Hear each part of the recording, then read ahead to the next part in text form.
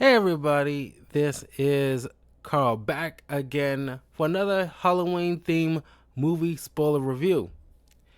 And today I'll be covering a Disney Channel film, uh, Twitches, starring the iconic actresses, twin actresses, Tia Tamara Mari, who were the Serena and Venus Williams of the 90s. And honestly, you know, uh, in terms of acting capabilities, in terms of skill level. Uh, but yeah, there's going to be like quite a few Disney Halloween films that I'll be covering on the channel, especially around the Halloween time. Because I did like maybe a couple last year. And uh, But before I continue, please do me a huge favor and hit that like button, share this with your friends, and leave a comment below if you recall this film, if you watched it as a kid, and do you have fond memories of it. Now, I remember seeing it maybe once or twice as a kid. Unlike Halloween Town, in my personal opinion, it never really, Twitch has never really stuck with me, but I still appreciated it. But I don't know. Some people it had like a very lasting impact, like Halloween Town for many people. But I don't know. It's just uh, it just didn't really sing to me, if that makes any sense. Excuse me, I'm catching a little bit of a bug here. Um, However, revisiting this, uh, yeah, like I still had a great time. Uh, but I'll get further into it in just a moment. This I did not know was based off of a 10 book series, called Twitches, written by H.B. Gilmore and Randy Ricefield. This movie was directed by Stuart Gillard. Uh, so we got Tia Mowry as Alexandria Alex Nicole Fielding, aka Artemis Dubar. Tamara Mowry as Cam Elizabeth Barnes, aka Apollo Dubar. We got Kristen Wilson as Miranda Dubar, the mom. Patrick Fabian as Thantos Dubar, the uncle. Pat Kelly as Karsh, uh, and Jennifer Robinson as Elena, as the twins' guardians. We got Jessica Greco as Lucinda Caramelson, as Alex's best friend. Uh, we got Arnold Pinnock and Karen Holness as David and Emily Barnes, Cameron's adoptive parents. Uh, so the movie begins as these twin baby girls are bestowed power as by their father, a powerful warlock, and trying to protect them from this evil entity called the Darkness. And very generic type of creature is just the Darkness.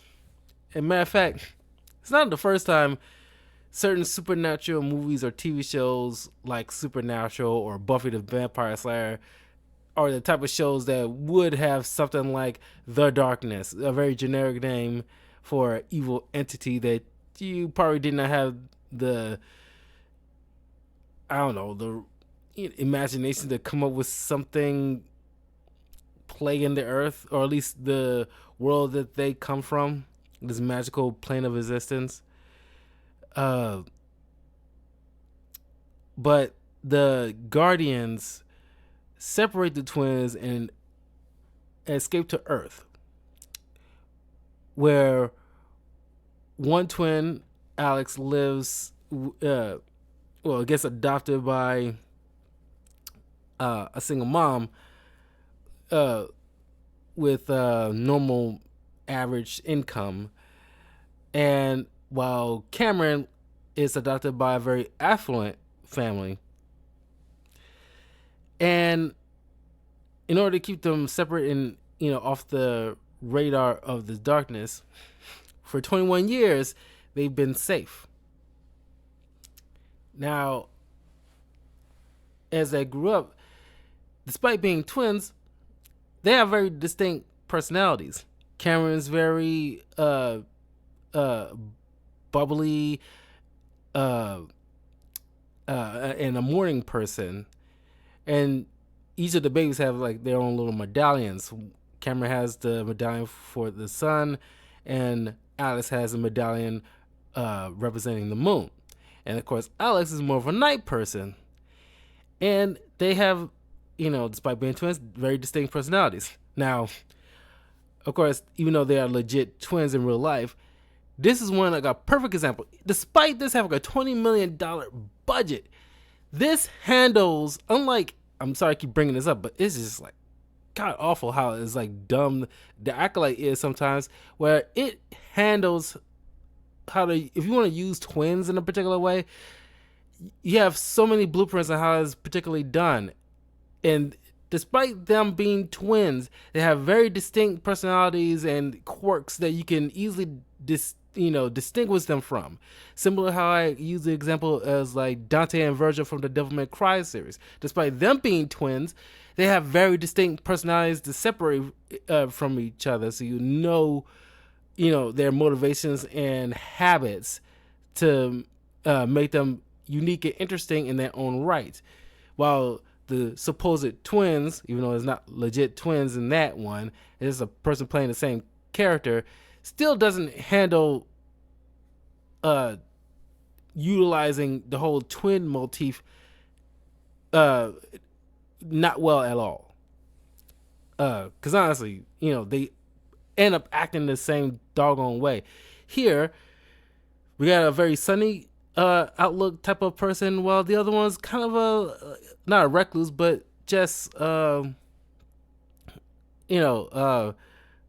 reserved type of girl. And Alex is more of because they both end up thinking about their, at least subconsciously, their home world, while Alex tends to write down all these thoughts and dreams and stuff like that. Cameron is an art major, so she has drawings of things that she's subconsciously thinking about. And so and surprisingly, maybe because I was a kid, I didn't really pick this up on, they handled certain dramatic moments very well. There still is a Disney direct movie, so of course there's some cringy quirkiness that you kind of can't help but roll your eyes about. We'll get to that in a second. But they handle certain dramatic moments very well. A lot of these actors, are bringing an A game to a movie that's very like, doesn't really. Well, I won't say, no movie needs an actor trying to phone it in, but a $20 million movie, you getting like some actors who are really giving it their all. So I give them a whole lot of credit about.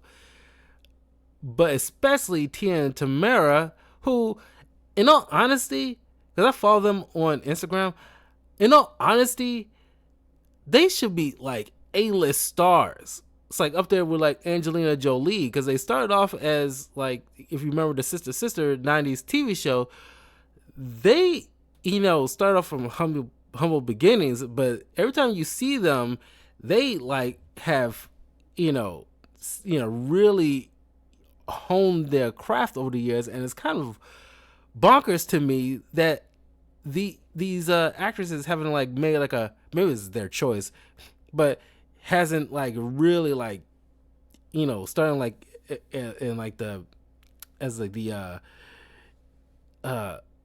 top billing of a big budget film, you know. But maybe they're finding, because they live, they still act, because both of them have done Christmas Hallmark films a couple of times. I think one of them was working on one, or just wrapped up working on one a month or so ago, from what I'm understanding. And the other sister, I think Tia, is doing some kind of uh, like a Real Housewives type of thing, where it's like filming her life with, because she's recently divorced, so she's like raising her kids. She's on Instagram, showing how like she cook and everything like that. She's very quirky and funny, and it's like, yeah, it's like she is like both of them are just like really good at their job. It's like they only gotten better over the years, but maybe this is fine, in terms of doing, of course, like in the Christmas Hallmark movies, they're, tend to be, they don't always have to be in the same film. They each have their own thing going on, which is nice, because like Venus and Serena, or there's many other twins in Hollywood, but they're not glued at the hip in every little thing that they do. They have their own unique lives they want to live. But both of them found a niche where they like if they get cast in a film, they perfectly fine it being just a low budget film or a Hallmark movie kind of thing. It's perfectly fine for them, and I respect that. It's like, as an actor, that's probably my speed as well, because like I don't really need to be like a huge thing. By the way, I just want to lay. I was, I just recently wrapped up some scenes in a film that won't be released until January next year. But yeah, like I was recently in a movie called Bria. So hearing me announcing it now, I'll probably post like the poster of it on my socials. Not too long from now, but yeah, that's something like been excited to tell you guys about. So I guess I'm telling it here, but it's just yeah, these actresses are really good, and it's like, man, they got like great timing, and it they play to the dramatic roles very well. They got good comedic timing. The only thing that kind of is cringy to me, and I think a lot of people agree, is when they do the whole similar reactions, because they're twins. They gotta react the same or do same kind of, sometimes, not all the time, but just like when they come up with their little nickname Twitches. It's like a portmanteau on twin and witches. It's like, go Twitches, go Twitches, go. It's like that. Those kind of things. It's like, I can't help but roll my eyes. It's kind of like, oh God. It's like, was that necessary? But in any case, so Elena and what's the other Guardian's name? Blank on his name. Karsh. After 21 years looking over them, but keeping their distance until the time was right for them to come together again.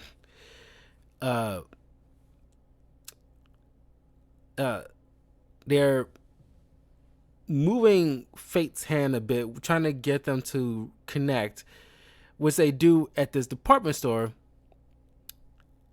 And it's always like a funny little moment when twins separated at birth meeting each other for the first time.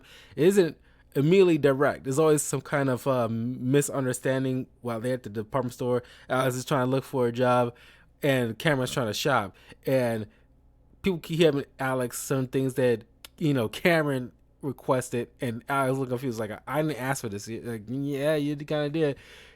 And it's that part is very hilarious. I always find joy. Excuse me. I always find joy when those kind of things tend to happen, because just me personally, I always think that's very funny. Um, but then they eventually do bump into each other. While Cameron is like over the moon. Excuse me. While Cameron is over the moon, so to speak, Alex is a little like, you know, not beside herself, but it's just like she's not as excited about it, finding out she has a sister. She thinks this whole entire thing is very bizarre. And then they realize when they hold their hands together, it unleashes this massive power, which they, through the course of the movie, learn to harness, like freezing time, or changing their clothes, or making things levitate, things of that sort. And so they end up going to Cameron's house. And by the way, we find out that Alex, because their birthday falls on October 31st, Halloween. Because it's like a directed DVD, straight direct movie, directed TV movie around Halloween. So, of course, their birthday has to fall on Halloween. It's a Halloween movie, basically. So, a few months ago, Alex lost, her adoptive mom from natural causes. So she's still kind of grieving. So she never, for most of her life, she never knew but only one parent, and now she lost that one, and now she kind of readopted by family friends, essentially. So it's just like she known, like, I guess 2 months lost. While I mean, she has people, but it's always that deep insecurity that she's feeling, that she, not pushing people away, but the fact that she's like, lost too much in her young life, where like she, always feel like she's, like abandoned in some way, shape, or form. While Cameron only known like a happy, childhood. She had, well, she knew she was adopted, but she known nothing but love from these two parents. So of course she has more of like a sunnier outlook compared to Alex, which is like a good arc between the two that they go through, in unique ways. But they end up discovering a doorway, or at least a magical doorway, to their home dimension of Coventry, where they meet their guardians, and they inform them about how their father had to give them to the guardians in order to protect them, and he gave up all his power to them so they can be able to fend off the darkness, and their powers only is the most powerful when they're together. And of course, they bring up about like the darkness, and how it's, slowly but surely covering their lands and reaping the souls of the townsfolk. Which, by the way, is a perfect moment I can bring up about, because this is a direct-to-video, direct-to-TV movie. The budget is so small. Well, it's $20 million, at least at the time. And I don't know what it amounts to in terms of inflation now, but maybe double that by this point in time, because this movie came out in 2005, so 20-year difference is probably like approaching the triple digits, maybe. Uh, but the CGI on this of this whole kingdom is so bad. It's like it's not even PS2 era graphics. This is straight up PlayStation, Dreamcast level of graphics. It's so lazy, and why you keep constantly showing this horrible end, and you couldn't, at the very least, instead of using CGI, you couldn't just grab some still images of a regular countryside in England or something like that. Because CGI in the darkness, clouds, that's one thing. But like, we don't need CGI crazy Bowser's castle looking thing going on. It's just like, it's so bad. It's like, God, even like the movies like Smart House or hell, even Halloween Town had like so many practical effects that but I guess it served like a different purpose than Twitches. But you look at something like Smart House, it's still like it had its bad graphics, but it was so minimal. And like I said, it's like this is one of my biggest issues with this film is the fact that you didn't have to CGI an entire countryside kingdom, where you could have, just took some still images of some countryside with a couple of homes, or just like, I don't know. It just make no sense. So, I can imagine at least a few options you can have gone with than what you gave us, and it's just like, and they show it so many times. At the very least, show it once. I don't want to keep on to look at that because that is so bad. Anyway, after the Guardians dropped the knowledge, aside from them potentially dying if they don't stick together, which is kind of weird. You don't bring that up, but they didn't want to freak them out too much because there's already a lot on their plate. But there's like a quick switch, in my opinion, in terms of how these twins are reacting to the situation at hand. At first, Cameron is all gung-ho and ready to, like, because they've been dreaming and thinking about their real mom and wanting to meet her and things of that sort. And Cameron thinks like, oh, it's like a fairy tale superhero level of an adventure, and she's all ready for it. And Alex is a little bit more like, I don't know, like, this is like, it's kind of weird, and like, I really don't want to deal with this kind of crap.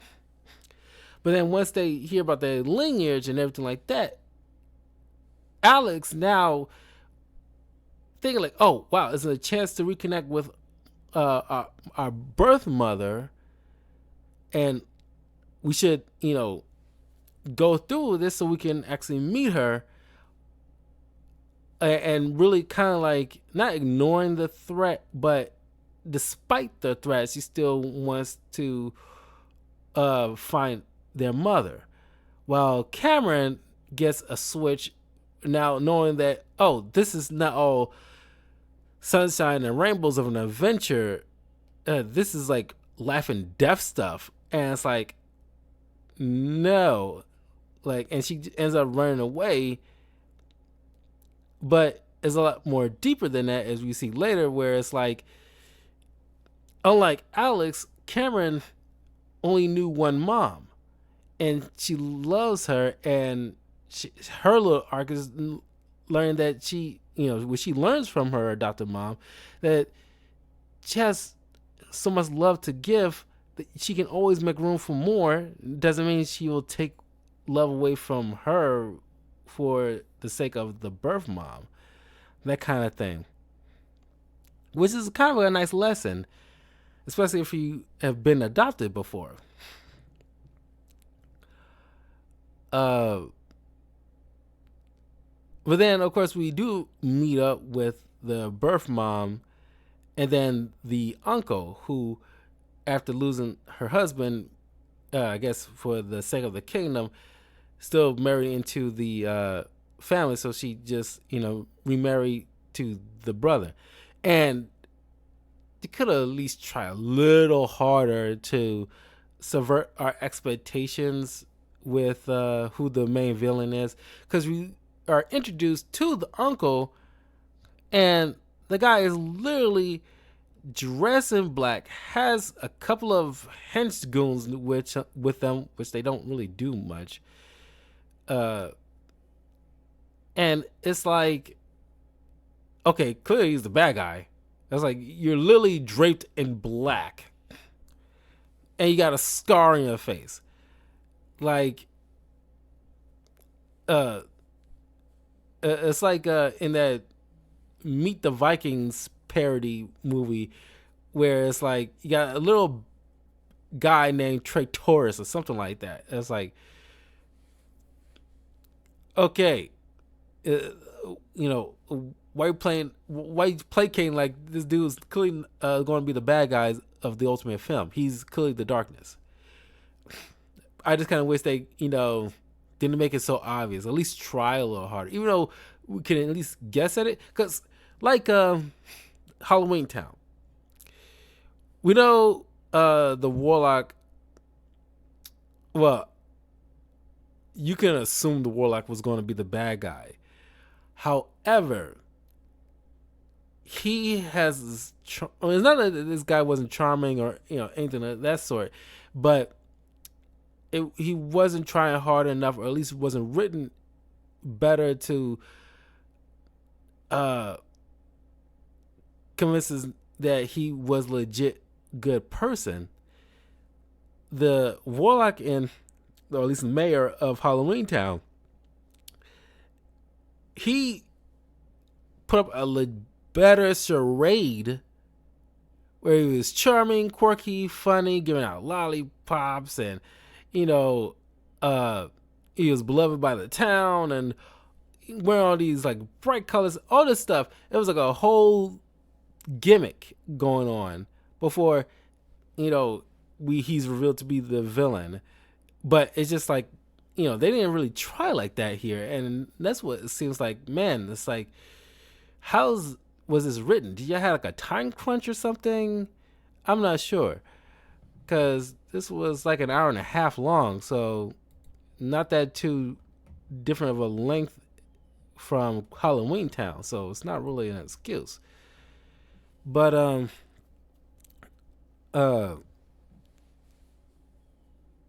after practicing their magic and visiting Alex's home, the darkness tried to go after them, but they managed to escape. But Cameron's like, okay, I had it. I don't want to deal with this. I don't want to end up losing the only family that I know of. So they end up doing the whole third act breakup situation. It's not as corny as most movies handle it. It seems a little bit more reasonable here, because it's like you literally about to get chomped by a fog monster. So it's organically handled. Still fell into the cliche, but not as harsh.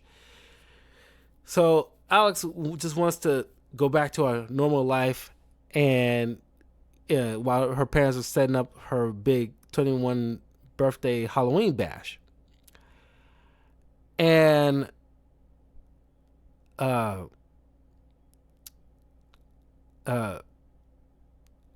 Alex goes back to Coventry, where she meets up with her mom.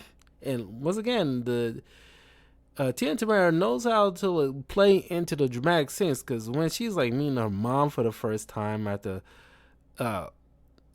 losing the one that raised her, like she cries on command. She's leaning into the dramatic scenes. It was played very seriously, earnestly. There's no corny jokes that comes out of nowhere to take away from this heavy scene. They let it linger a bit before they get back to business.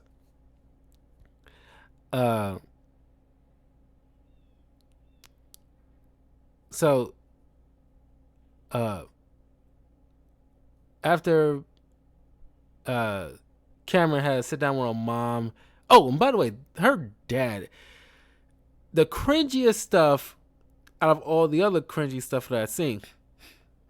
Uh, like when the twins do something similar, they tend to be very cringy about it. But the cringiest stuff comes from Cameron's adoptive father, who is playing like the utter goofball, where it's like not needed all the time. Where he's like playing tennis with his daughter earlier in the film, and he's like, instead of playing this stupid game and missing like a normal person would be seen missing, because we all watch tennis at least once or twice in our lives. We know how it looks when somebody misses a ball. There's like legit misses. He's like fumbling like he's a freaking cartoon character, like he's like straight from the Looney Tunes or something. Like whoa, like doing all this stuff. Like why why you need to do that? And then he's trying to hop over the net area,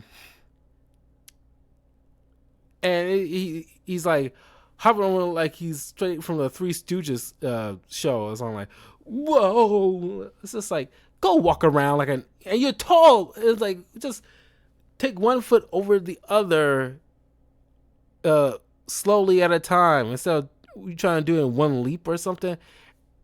His whole entire performance, if there was like a weakest link out of this entire film, he is that. And that's a shame, but it's just like, why the antics? We have our funny moments without it being super corny.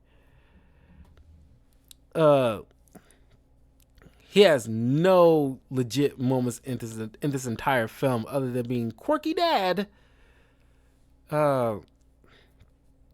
But you always got that one in these kind of Disney Channel directed TV films. Or at least sometimes quite a few.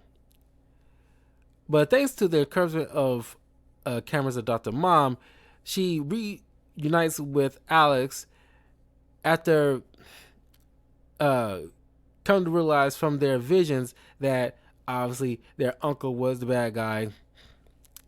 And the jig is up because they recognize his face in the clouds, was kind of obvious. But then he reveals that his brother had everything.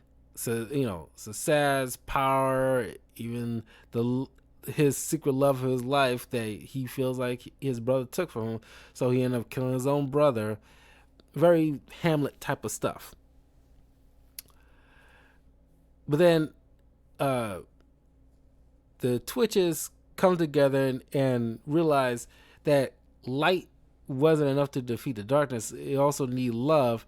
And they started rattling off all the people that they love, that all their families and their friends and each other, which annihilate the darkness and save their mom and the land. And so everything has a happy ending. The families and friends unite at the end to celebrate the Twitch's birthday. And that's pretty much the end of the film. It's a fun film, as despite the terrible CGI and the corniness of the dad and the obvious bad guy, and of course the weird cringiness of the twins doing everything, at least not everything, but little similar moments that they do with each other, playing off like it's like a fun, quirky thing. It comes off as cringy because it isn't organic. It's like you're trying to force it. Like go Twitches, go Twitch. You're forcing it at that point. Despite those issues I have, this is like a solid film.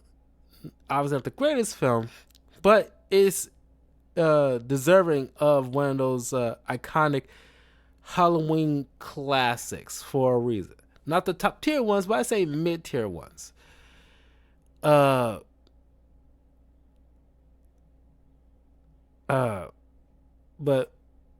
because I was just thinking like it would be fun to try to do like a tier list of all like the iconic Halloween films, but there's so many. It's gonna be too much, too long, and I know I'm gonna miss a lot because it's like it's this like the slashers and then like the classic horror films and then the Disney Channel Halloween films and Nightmare Before Christmas. It's a lot. You can't really get them all. But if there was one, this movie would be like a very mid tier uh, type of Halloween classic. But anyway, uh, like I said, leave a comment below. Let me know what you guys think of Twitches, and I will see you guys in a few minutes as I'll cover a movie I've been sitting on for a few years that have not gotten around to it, but I now want to just do it now. And it's early '90s film. Some might consider it like a underrated classic, Drop Dead Fred, which I remember watching as a little kid quite a bit. Uh, but it's fun to kind of revisit it now, and I have a lot to say about it. But uh, follow me in the links in the description below, and I will see you guys in a minute. Take care.